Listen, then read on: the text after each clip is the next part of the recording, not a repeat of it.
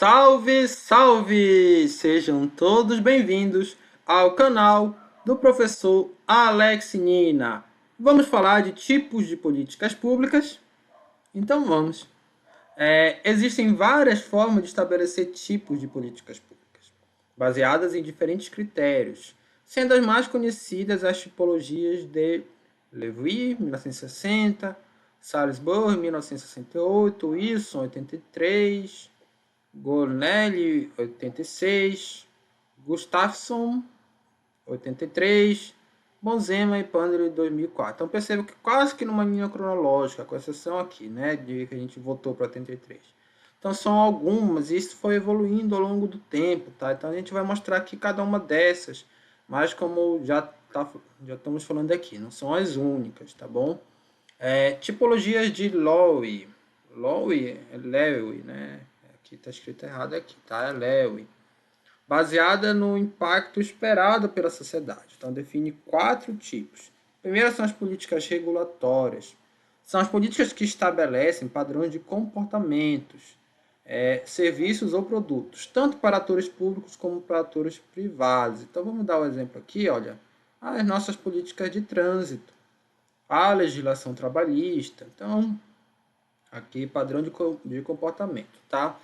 As políticas distributivas são políticas que beneficiam determinado grupo. É importante dizer isso.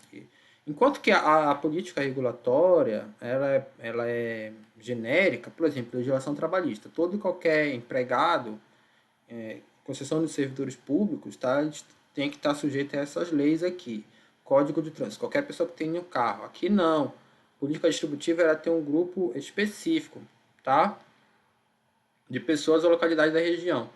São bens ou serviços que são subsidiados para a coletividade. Então, um exemplo aqui, construção de escolas e hospitais, salário-desemprego, programa de renda mínima, Bolsa Família também estaria nesse bojo aqui, tá? Vou colocar aqui. Beleza.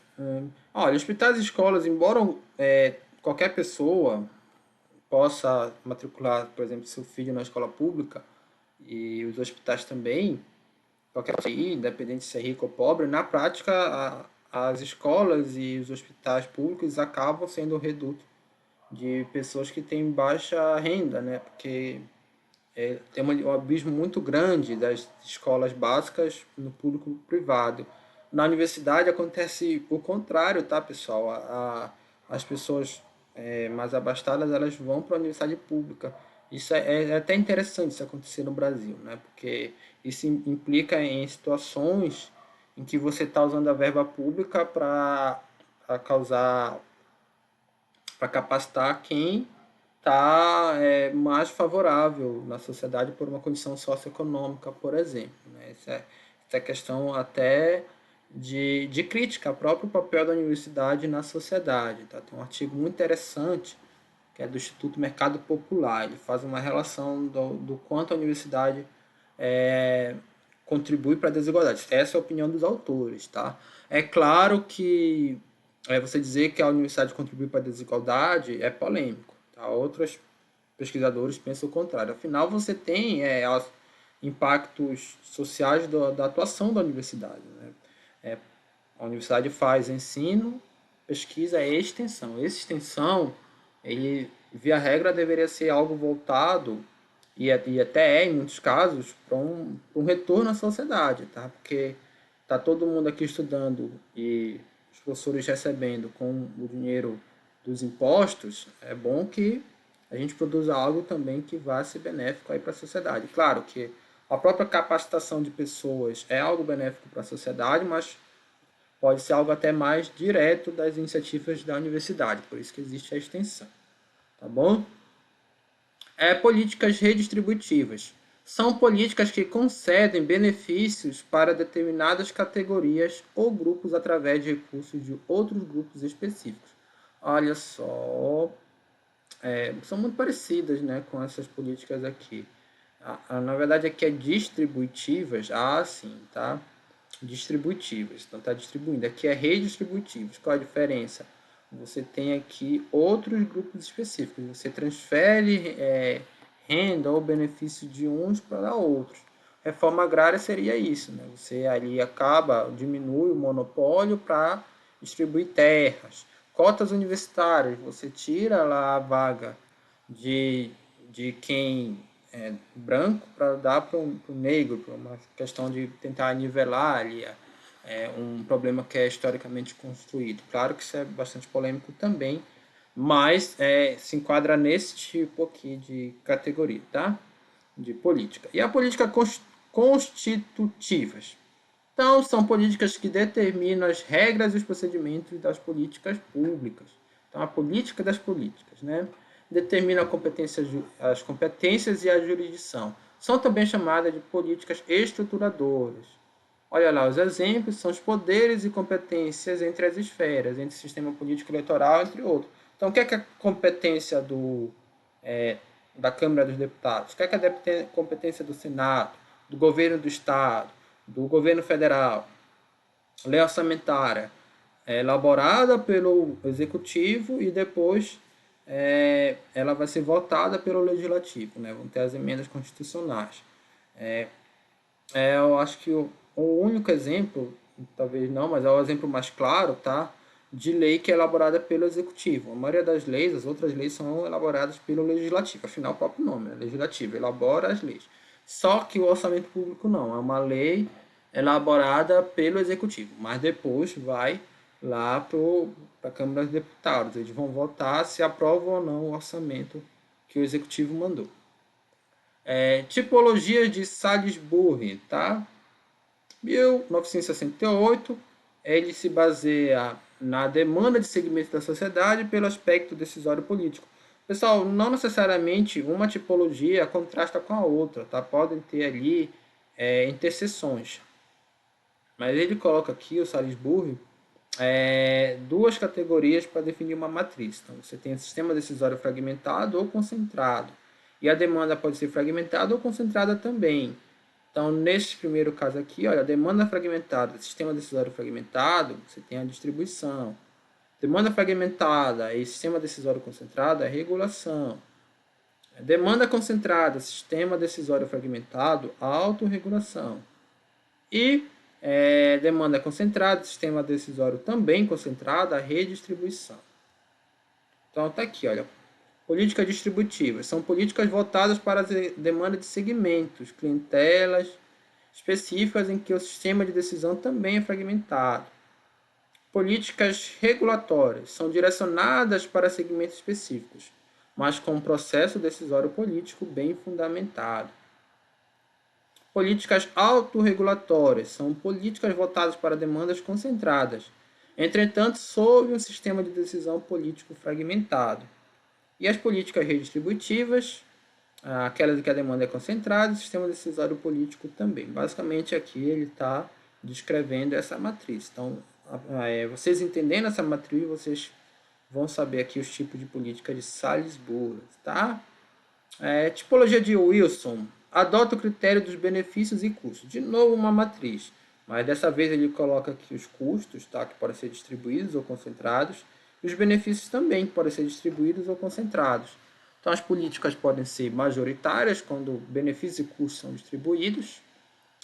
Empreendedora, quando você tem benefícios distribuídos e custos concentrados. Com benefícios concentrados e custos distribuídos é a política clientelista. E quando os custos são concentrados e os benefícios são concentrados também, é política de grupo de interesse. Então, só a gente se perguntar quem está pagando por essa política. Se for a coletividade, o custo é distribuído. E quem está recebendo? Se for todos nós, também os benefícios são distribuídos. Agora, quem é que está recebendo? Quando não é uma coletividade, sim um grupo específico, aí você entra aqui nos quadrantes de concentrado. Pode ser que um grupo esteja na prática financiando aquela política e o mesmo grupo ou outro grupo esteja recebendo os benefícios, tá bom? Então essa é a diferença. Esse é o raciocínio. A política majoritária, olha, cujos benefícios e custos são distribuídos pela coletividade. Educação, segurança pública e energia. Então, todo mundo paga para você o governo investir em educação e segurança pública, e em tese também todo mundo é beneficiado. Segurança pública é talvez a função mais importante do Estado, tá? O próprio conceito de Estado ele requer isso aqui, a segurança pública. O surgimento do Estado foi por uma via de segurança pública, tá? Alguém teria que resguardar as leis, e aí surgiu a figura do Estado. Isso lá no Thomas Hobbes ele explica o porquê no livro Leviatã, tá bom? A política empreendedora são aquelas em que os benefícios são coletivos, mas os custos concentrados em certas categorias. Exemplo, a política ambiental. Quem é que está pagando pela questão ambiental? São os empreendedores, né? As empresas que vão ali atuar, geralmente, em muitos casos, as operações dela causam problemas ambientais, e aí eles vão ter que reparar pagando ali as multas, licenciamento, essa questão tudinha, para um benefício que é coletivo. Uma reforma administrativa também, tá bom? A política clientelista são as políticas em que os benefícios são direcionados para determinados grupos e os custos são divididos pela sociedade, a coletividade. Então, subsídio. O governo resolve subsidiar uma empresa, né? Porque quer incentivar a atuação dessa empresa numa determinada região. Então, em Medias, no Nordeste, quer ali incentivar a venda de pão no Nordeste. Uma questão de segurança alimentar. O Grendene também no Nordeste recebe subsídios. Indústria de calçados. JBS em todo o Brasil recebeu subsídio. Também um setor alimentar. Geralmente tem uma justificativa, em algum setor que quer ser beneficiado. Às vezes a justificativa está no fato de querer mesmo formar uma grande empresa nacional. Isso é a base do desenvolvimentismo. Aliás, eu já até falei em outra aula que eu não me considero desenvolvimentista, mas assim, é bom entender o que está por trás do desenvolvimentismo. Então aqui no YouTube tem um canal que é do Paulo Gala, que é como um pensador, né? Um pensador não, é um youtuber, mas é um professor de economia, que ele é desenvolvimentista. É muito interessante o canal dele. Eu tinha um tempo até que eu assistia mais, mas de vez em quando eu assisto alguma coisa. Mesmo não concordando com tudo que ele fala, eu acho que é isso que a gente tem que buscar, né? A pessoa que pensa diferente da gente. Então, existe um porquê, por exemplo, do governo financiar uma empresa como aquela dos batistas. Não, Camargo Correia. Batista é JBS, né? Eu estou falando das construtoras, tá? Várias construtoras que foram financiadas pelo governo, que depois teve esquema de corrupção. Mas, por mais que tenha tido aquela corrupção, tinha uma teoria por trás para justificar por que o governo iria financiar empresas de construção civil, tá? Mas nem por isso deixa de se enquadrar nesse tipo de política aqui, clientelista. Porque você está pegando dinheiro que é da coletividade, todo mundo está pagando imposto, e se o governo está financiando, como foi o caso, a juros mais baixos, é um imposto que todo mundo vai pagar no futuro, tá? Todo mundo vai financiar isso no futuro, e foi isso que aconteceu no Brasil. Você acaba Você pega de todo mundo para beneficiar a coletividade. A ideia dos desenvolvimentistas é que depois essas empresas tragam retorno para a sociedade. O que acabou não acontecendo na prática, mas o professor Paulo Galo explica que realmente é muito difícil isso acontecer na prática, mas na visão dele é o único caminho para o Brasil se tornar um país desenvolvido. Tá? Tem toda uma teoria econômica por trás disso. Você tem os programas de renda mínima. Bolsa Família se enquadra nessa situação aqui. Tá? Você também, os impostos são pagos por todo mundo, mas vai beneficiar uma parcela da população. Aqui a justificativa é bem clara, pessoas que não têm renda mínima para suprir as necessidades básicas. A quarta categoria, políticas de grupo de interesse. São as políticas em que os benefícios são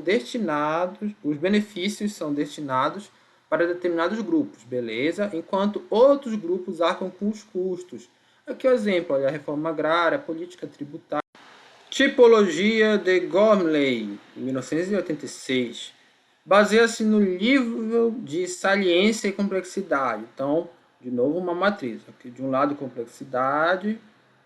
Aí você pode ser alta ou baixa. Ela pode ser alta ou baixa. E a saliência que pode ser alta ou baixa. Né? Não é saliência no sentido que vocês estão pensando, não. A complexidade alta, a saliência alta, tem a política de sala operatória, que eles chamam o nome, né? Aqui do inglês.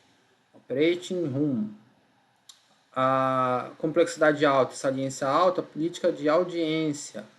Quando a complexidade é alta e a saliência é baixa, é política de sala de reuniões.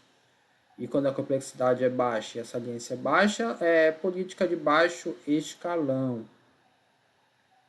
Então, política de sala operatória. Com elevada complexidade e saliência, são políticas que provocam bastante visibilidade e exigem conhecimento técnico para sua elaboração. Então, olha lá, licenciamento de medicamentos, principalmente aqui no período do coronavírus, ok? Legislação de transgênico, regulação da qualidade do ar e da água. Política de audiência, com baixa complexidade e alta saliência. São políticas que não necessitam de aprofundamento técnico, são simples para sua elaboração, mas têm alta visibilidade na sociedade. Então, a saliência ela está relacionada com isso aqui. Poderia usar o termo visibilidade, mas os autores escolheram o termo saliência, não sei porquê. Então, olha, são políticas relativamente simples de elaborar, mas que o público está atento. As cotas raciais, a regulamentação do aborto, o porte de armas, a diminuição da maioridade penal. Então, você tem aí várias situações. Política de sala de reuniões. Né? Então, políticas complexas, né? Não é tão fácil você fazer, mas elas também não têm tanta visibilidade. Então, são políticas que necessitam de profundo conhecimento técnico, mas não atraem a atenção da sociedade. Então, regras do setor bancário. A sociedade, de modo geral, não entende, tá? Mas é muito específico, então precisa de um nível técnico elevado. Política cambial também. Vai explicar para o cidadão comum como funciona a relação real-dólar. Na prática, as pessoas comuns não estão muito interessadas nesse assunto. A política tributária também, tá? Claro que quando a sociedade amadurece, no sentido de acesso à educação, ela vai ter mais interesse, por exemplo, por algo como política tributária, mas não vem a ser o caso. Tá? E as políticas de baixo escalão, então tem baixa complexidade e baixa saliência. São as políticas que não necessitam de aprofundamento técnico e também não atraem a atenção da sociedade. Então, rotinas e procedimentos administrativos no setor público. A sociedade geral não está muito interessada no que acontece no nível operacional nos órgãos e assim, é relativamente fácil também elaborar essa política. Não que seja de todo modo fácil. Por exemplo, é mais fácil você elaborar uma rotina e procedimento no setor do que a regra do setor de um órgão aqui, tá? Do que a regra em todo o mercado bancário, ou do que uma política aqui de legislação de transgênicos, né? Tipologia de Gustafsson baseia-se em dois critérios também. Então, você percebe que aparecem várias matrizes. A intenção dos governantes em implementar a policy e a B, a disponibilidade de conhecimento para a sua formulação e implementação. Então, é sim ou não aqui, ó, yes or no question. Intenção para implementar a política. Ou, de fato, o governante quer implementar ou não. E aqui é o conhecimento para a elaboração. Ou ele tem conhecimento ou não. Quase que um yes or no também. Mas que eu coloquei aqui disponível ou indisponível. Quando tem a intenção e tem o conhecimento, é a política real. Quando não tem a intenção, mas tem o conhecimento, é a política simbólica. Quando ele tem a intenção, mas ele não tem o conhecimento, é a pseudopolítica. E quando ele não tem a intenção e também não tem o conhecimento, é a política sem sentido. Tá? Política real. São políticas que o governante tem real intenção de resolver um problema público e também possui conhecimento para resolver. Políticas simbólicas são políticas que o governante tem condição de elaborar e implementar, mas não tem intenção de colocá-las em prática. Pseudopolíticas são políticas em que os governantes têm grande interesse em implementar, entretanto não possuem conhecimento para sua elaboração em prática. E políticas sem sentido são aquelas políticas em que os governantes não têm interesses em implementar e também não possuem nenhum conhecimento para elaborar. Perceba que essas tipologias, você pegar exemplos e encaixar em cada uma delas, é um tanto quanto subjetivo, tá? Essa aqui bem mais subjetivo do que essa aqui, por exemplo. Você consegue dar os exemplos.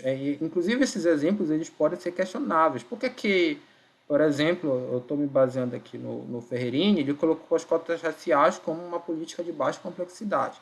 Talvez alguém do movimento negro poderia discordar, tá bom? Ou alguém que está mais atenado. Então, aqui esses exemplos entendam como exemplos lá do Ferreirinha. Mas aqui a própria apostila ela não coloca exemplos, né? O Ferreirinha não coloca, porque é difícil você apontar determinada política é de fato uma política simbólica. Tá? É mais subjetivo, né? Que é uma análise mais qualitativa, subjetiva do que nas outras tipologias. Tipologia de Bozeman e Pandler. Então é baseado no conteúdo. E aqui é mais fácil porque ou é política pública de conteúdo técnico ou de conteúdo político. Então, de conteúdo técnico são aquelas que apresentam conflitos relevantes no estabelecimento de objetivos no ordenamento e no ordenamento de objetivos. Então, estabelecimento e ordenamento de objetivos. Vamos melhorar a redação, né? E de alguma forma, ganhadores ou perdedores da política pública são identificáveis antes da implementação. Sabe quem é que você vai perder, quem é que vai perder, quem é que vai ganhar. Vou aumentar a alíquota do imposto de renda. E ao mesmo tempo aumentar lá o mínimo. Né? Então você já sabe, você vai afetar a parcela mais rica da população. Talvez beneficiar, eu estou falando mínimo para isenção, né? Aumentar e beneficiar quem está recebendo aí menos, tá? Isso em termos de salário. A 12 são políticas públicas de conteúdo político, então apresentam poucos conflitos com relação aos objetivos e ao ordenamento dos objetivos, embora possa apresentar conflitos com relação aos métodos. Beleza? Então tá bem claro aí qual é o objetivo, qual é o ordenamento, mas assim, a forma de implementar pode ser conflitante. Beleza? Aqui a nossa apostila básica, vocês podem estar dando uma olhada aí no Ferreirinha e eu espero que tenham gostado dessa aula.